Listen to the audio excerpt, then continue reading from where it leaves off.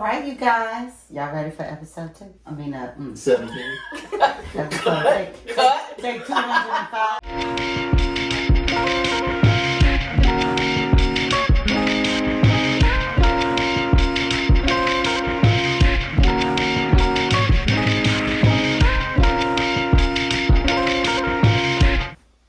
All right, so is everybody clear on what the question was? Or do you? I didn't finish writing it down. You gotta read it again. Okay. All right, what fears come up when you think about caring for your aging parents, and how can we support each other through that? Because we're siblings. Support each other through that. Yes. Yes. We share the load. What is the fear? I will say for me, the fear isn't in the caretaking part. It is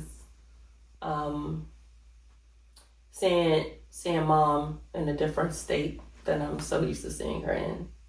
Anything other than who we know she is right now today would be probably hard for me. It'd be an emotional adjustment. One of my biggest fears is how it'll impact us.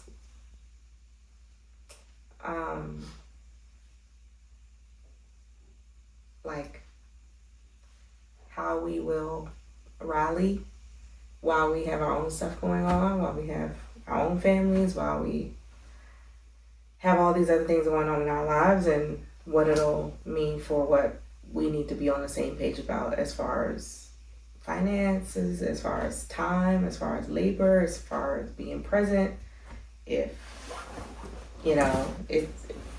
it's like pick up and drop off, or putting, paying for assistant care, like anything that she might need above and beyond what she may have set herself up for, how we are able to sort of organize ourselves to do it in a way that feels like we can all show up, but understanding that we will have different abilities to show up in different ways. And I just think about that in terms of not just reflecting back on how I saw my parent and her siblings sort of rally around their parents, but it's something that a lot of people struggle with. Just the load kind of usually falls on a certain sibling, and they're showing up, and then they get frustrated, then they cause things, and people aren't always prepared. So I just think about like what it'll mean for our relationships and what we can do to get ahead of that. It's me time. Yes, sir. Yes, sir. Your turn. Full transparency. I'm planning for it. Part of the steps that I'm taking and the moves that I'm making for the now and the near future, I'm planning to have space, time, and availability for that eventuality for both of them. You just purchased a home, but that is the first step into a larger home that has space for that eventuality, whether it be my mom and her husband, or whether that be my wife's mom, or whether that be my wife's dad and her husband. I'm planning for that. And that's been when I'm making moves, I'm thinking about that. Just so, and I know we haven't talked about it. The things that we've talked about is what happens if she passed, right? Had mild conversations about that, but we haven't talked about this part, which is important. But just so you guys know, that's already in my mindset, in my plans, and in the process when I'm thinking of what I'm doing. So, and I'm not with the experiences that we've had with, our grandparents. I think, they are doing what the best they can do and best of their abilities as far as their communication is, and as far as their level of communication and relationship is. They did to whatever the best of their abilities. We may or may not agree with it, but it was what it was. And I think that's all it's going to be. On our end, again, I'm planning.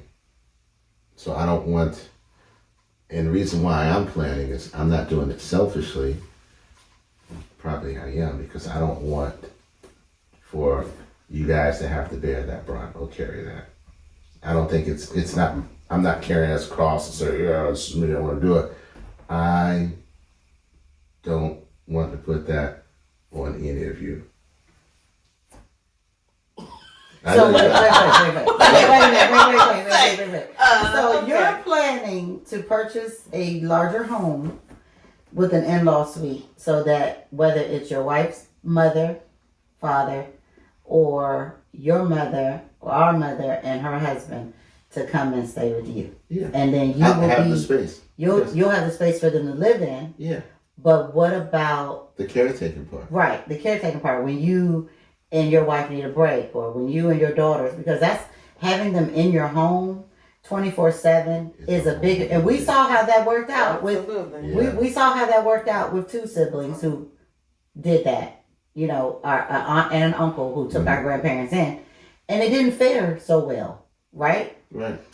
With one of the siblings. So I'm just asking you, is you're saying to us, because it's 5 of us, that you're going to carry that brunt and have them live with you, but then what are your expectations for us once you do that? Whoop, say less. I mean, I can say similarly, I'm building into my like financial scheme of plans, you know, being able to contribute a certain amount of money every month, right? I think about having space in my home for them to visit. You all know I'm much younger. I will, you know, what's the term people say? Participate, contribute. No, God willing, I will have children. Mhm. So I think about like, do I have space in my home for my mother, her husband, or my mother-in-law to come and hang out, spend a little more time. It's more likely my mother-in-law will spend a little more time. But I think a lot too about like, do I have adequate space in my home for them to visit me and be comfortable, because I do live out of town, and in my building into my financial plan, sort of a certain amount of money to be able to contribute to things like care. So it is like part of how I'm moving things around to do what I need to do to be able to financially contribute, because I know my ability to be as present on a day-to-day basis if I don't make the decision to move, right? Like that's Right. always on the table. But when you are a sibling who lives away, the way you think about caretaking and your ability to bear some of that day-to-day burden is really different. So I want to name, like, you're not the only one thinking about that, but I do think about like, if I'm not there, how do I contribute? How does that feel? Like, does that strain relationships? Does that create resentment? Does that create how does that impact us? And then how do we organize, not just around my situation, but it is very hard when you have to make those kinds of choices, and having living care or living in your home, or the home thing. I know there are lots of feelings about homes. So yeah, it's part of my calculations as well, but it's not something I feel like I can bear alone, the way you're kind of describing. I don't aspire to. Okay, so my full transparency is I've sent out texts and I've been the one that kind of have always asked, if this happens, where are we? Because I do have I don't know if it's a fear, maybe a worry that I don't have a fear that we all won't show up. That Okay. I feel Neither do like, Yeah. I don't have a fear that we all won't shit. show up, right? Mhm. But there are 2 things that I want to say that are, I don't, so I'm thinking about making room. I don't have to make room for my biological father, because he has a wife and he has sons where he lives at, and they can take care of them. Like, I don't expect to be in that rotation, right? And I've been told that his health isn't doing well right now, but his wife has not reached out to ask help from his children, and I really don't anticipate being called on that level. But where mommy is concerned, I will 100% show up with my part. Sure. Whether that's financial, whether that is pick up, drop off, all that point. But what you're making space in your house and you're making space in your house for her and her husband has a daughter as well. So I don't feel like he's my responsibility, right? He's her husband. So I don't know if my plan was to ever include, and I'm just being honest, was to include him because he's not my responsibility. I don't mind if we all share you get a weekend, I get a weekend, because that's the way I envision it. But I do believe that we have to have this real life talk and I've also asked Mommy on several occasions, what is your desire? Because her desire may not be to come to Pennsylvania. Right. You know what I mean? Her desire may not be to come to your house. Now, when they're invalids, they don't really have a choice, right? But while they can still speak and make decisions, it's very difficult for them to revert to being told what to do. Mm-hmm. And I don't know about y'all, but I can see her staying in that house until she decides she ain't gonna leave. So even though you're preparing for it, we also know our mother. Right. So she's not gonna willingly just come and feel like I'm a surrender to you or to you or to you. Like it would be. So I really envision us going there, picking up, dropping off, taking doctor's appointments. You know what I mean? Getting on the schedule where Tiffany's in the rotation, and I have no doubt in my mind that when it's your weekend, it's your weekend. Right. You know what I mean? Like that. I think we've all been very clear about on speaking it, and been talking about because yes. They have life insurance policies in the event something happens to either one of them, but they don't have a contingency plan if sickness means that they can't take care of themselves anymore. Right. Sure. So I do believe that this is a real conversation that we really need to have, and maybe put the press on Mommy about her desires, because once she puts it out there, then we can honor it. We can easily. We can honor it. So while she's of sound mind, get that together. Even if that includes paying for a separate policy that in the event she's incapacitated versus leaving here, you know what I mean? That will cover home health care. Like that's a real thing, because I saw how that did not happen as well as it should have for our grandparents, and how some of the grandkids got roped into it, and then how some of the children didn't like that. Because what I expressed and said was, you can't have my money without having my opinion. Not that I didn't want to step in and take over because that's y'all mother and y'all father. But if you ask me to be monetarily involved and you ask me to be involved with my time, then I also get to tell you some of the things that I feel or do.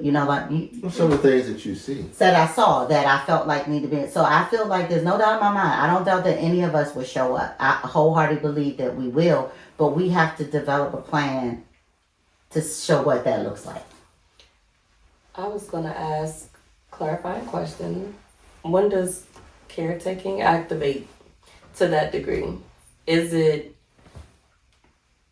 mom becomes ill and her husband is no longer living? Is it mom becomes ill and her husband is still of sound mind? Like there are levels to it, right? Well, you can if he's still of sound mind. Because in my mind, if he's still of sound mind, then he makes the decisions. Absolutely. Mm-hmm. So then our ability to take care probably looks a little different than if he's no longer there and she falls ill, or if he is there and he's just as ill, or what happens in the event he's incapable.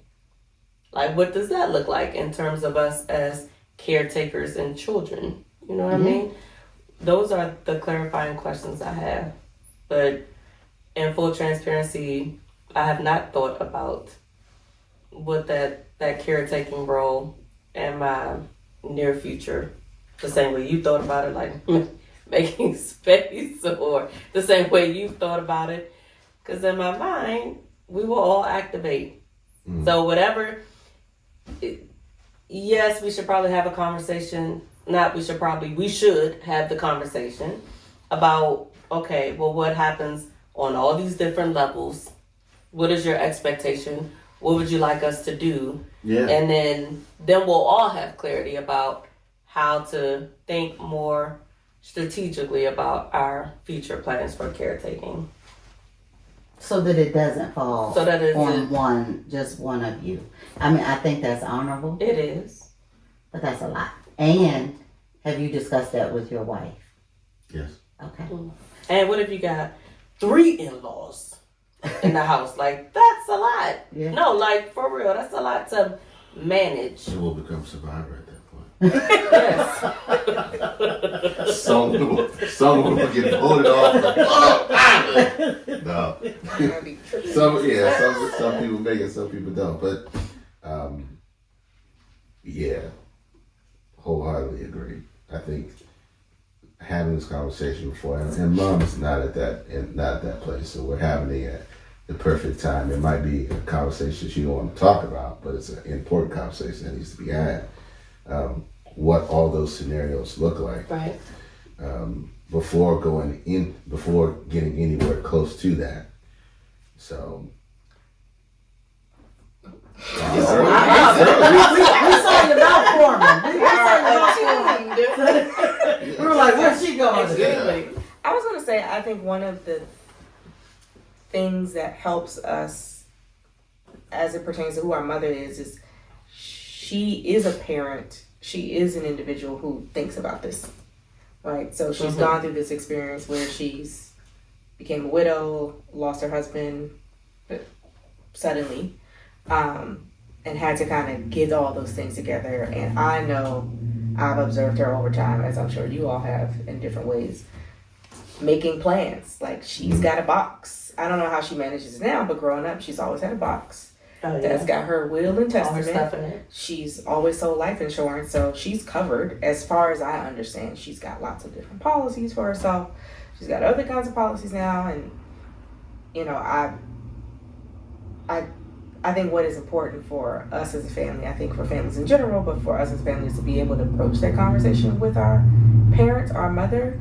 And I think that this is a little bit easier because we have a parent who's not going to shy away from doing it. The conversation. Another conversation. Okay. This isn't an Aretha Franklin situation where there's will stuff. And the couch cushion. But I know she has a plan if she passes away. But I'm talking about caretaking. If she falls ill. If you fall ill, like, that's a totally different animal. Power Like, of this. And that's advanced not- directives and stuff. Yes. I mean, those are the questions that we have to We need talk answers about. too. and I know I said it to y'all jokingly, but I want to know what her desire is, because I don't want to be fighting her husband in the room. Absolutely. I don't want to, the doctor said there's nothing else they can do, and he gets to decide when the machine goes off, right? And I don't want to have to, I don't want to have to, right? But you get what I'm saying. Advanced directives. If you got directives, then I can walk away and say this was her will and this was she wanted. But he can say, and I sent y'all videos where it goes left because people are on the internet talking about they thought it was understood and then it wasn't, Right. and then it goes left. And my thing is, I don't want to have to go to jail. Right. Like, seriously, because that's our mama, not his mama. You know what I'm saying? So I would just like that we have the conversation sooner than later so that we can understand what she wants. Yes, I know you have policies. We all know that. Right. She has policies if she leaves here. But what if she doesn't? That's mine. Sure. So how do we tackle that? And I think we got to have a real life conversation like now. Agreed. Yeah. Like Thanksgiving. It could be. Yeah. At your house, and then you can tell her you're going to move her in there with you. Did you say your fear? Huh? Did you say your fear? Yeah. I said my real life fear is, what if she doesn't pass away? Mm. That was my fear, and we have to become real life caretakers 24/7 because we've seen it in many families. It does just fall on one. Are you opposed to homes? Like just round robin? I think, no, I'm not. But I am I would vet the place out a whole lot because I think the people fare better in there if they know you have people who are going to come and visit often and all that kind of stuff. Because let's just say, caretaking is a lot on anyone 24/7. Now, if we all decide, I get mom this week, you get this week, like it's 5 of us, I don't think there should be a problem. I remember being in church one Sunday, and I don't know if y'all all remember the bishop saying, it's amazing that one parent can take care of 5 children, but 5 children Lord. can't figure out how to take care of one parent. That's crazy. And so that's set deep. That set deep within inside of me. I don't want to be that person that goes, I can't do it. I can do it. I don't mind doing it. Right. Now I might be like, remember that time? I gotta wipe that remember bad black woman. No, but I don't have a problem with that because I do think that right. I do think that that's I do believe that that's our responsibility. Like we should be able to figure out between the 5 of us how to make that work. It's only 4 weekends in a month. You know what I mean? Well, we got an extra person to help out. Right. You know what I mean? So I don't think that that's But that's weekend care. Well, daily care. I mean, we just have to alter our schedules a little bit. Well, I told my wife, I said, anything happen to me, I become an invalid or something like that, just put me in a home and live your life. Don't carry that. Boy, you crazy. What You got 4 daughters. Yeah, okay. You don't put my brother in a home. See? Right. Don't do it. Then you become an enemy of the state. Yeah, then you become an idiot. My brother at home. Yeah, I'm like, man, wait a minute. Y'all gonna work it out. All right. We got anything we want to add to that? I think cut it short, but we say something else we ain't supposed to say. No, not really, because it's a tough conversation to have, and you gotta have a relationship, an honest relationship to have it. And I think we're in a good space where mommy ain't that old. She's still sound mind, sound body, and all that stuff. And she, like Tiffany said, she's open to it. She's prepared for the eventuality. But like you said, what about the eventuality of the process of getting to that eventuality? We all gonna die at some point, but there's gonna be some caretaking that happens along in the process. But you want to lead the charge? I don't have a problem with it. You lead the charge. I feel like it's a lot. Like it is a lot. It's a lot. To caretaking 24/7. Like I don't. Whether it's a little Alzheimer's, like there's no such thing as a little Alzheimer's. Yeah. It's a lot of time off. And we're saying, oh, this weekly rotation, but then if we have care that comes to the house during those weeks, she's transitioning a lot. We don't know what she's going to need. If she's going to need a special bed, like we're kind of saying it sounds good if mommy's just old, but Alzheimer's is no light thing. Dementia, if it advances that far, is no light thing as we witness. Or just not being able to use your limbs and get around like you used to. What does that look like? So that's what I'm saying. Like the level of care required in sickness is no. We're saying this weekly rotation, but I'm thinking like you gotta have people come to the house constantly. You gotta have doctor's appointments and meds, and we saw grandma live with the feeding tube for almost a year. The number of times she had to go to the emergency room. And then we're just kind of moving her around and from place to places. It took her 5 years. She was in hospice for 5 years. Yeah, that's what I'm saying. She wasn't going to let go. You think hospice, we got those weekly texts. Grandma brother go. Like Grandma didn't go for 5 years. You know what I'm saying? So it's like. It looked like it's time. It looked like it's time. Y'all come on over. So and it didn't happen. So yeah. But that's why I'm working it into my financial plan. Yeah. Because it can get pricey if you want quality home care. Right. Well, y'all just and the prospect of moving around, like just give me the number. At a certain point, it does make sense for her to be stationary, right, in an environment, and then it does become when we all have to come there because she isn't as mobile, just from a logistics standpoint. what does that look like? So it's just degrees to it. I couldn't let us wrap up like, oh, we'll just gotta do it. No, like we have to. Yeah, When we think about it, we gotta think about it like that also. But there are degrees to the body breaking down, so she may not need that until the very end. You know what I mean? Mm-hmm. So I don't know. We just don't know. But what we do know is we need to have a logical plan that makes sense for the eventuality or the possibility of A, B, C, X, Y, Z. So it sounds like we know that we're going to show up, we're going to activate. Yes, we do know that. We can trust that, right? We can trust that, 100%. Well, right, Nikki? Yeah, Right, Nikki? yeah, that part. We know that. That part. You know, you're still my thunder twin. Yeah, But we also know, like Tiffany said, and I said myself, I'm thinking residence wise and financial wise too. Just thinking financial wise. We know there's going to be a cost associated with it. We all are well experienced in what we've seen, and we all experienced in what we've heard, and the things that we have read on how bad it can go left. Yep. And so we all had a wherewithal to say, hey, that's not going to be our story. That's not going to be in our future. Just make sure that whatever we do, we know mommy's well taken care of. And that's going to be the gist of it.